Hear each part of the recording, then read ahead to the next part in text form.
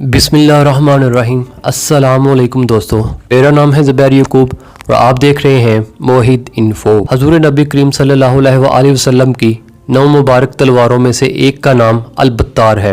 ये तलवार सरकार दो आलम नबी अकरम हज़रत मोहम्मद सल्लल्लाहु अलैहि वसल्लम को यसरब के यहूदी कबीले बनु कनीका से माल गनीमत के तौर पर हासिल हुई। इस तलवार को सैफुल अंबिया यानी नबियों की तलवार भी कहा जाता है।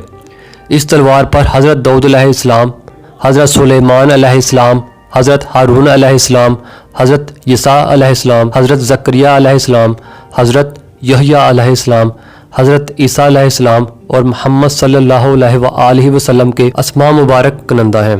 ये तलवार हज़रत दाऊद अलैहिस्सलाम को इस वक्त माल गनीमत के तौर पर हासिल हुई जब उनकी उम्र 20 साल से भी कम थी। इस तलवार पर एक तस्वीर भी बनी हुई है जिसमें हज़रत दाऊद अलैहिस्सलाम को जालूत का सर कलम करते दिखाया गया है, जो इस तलवार का असली मालिक था।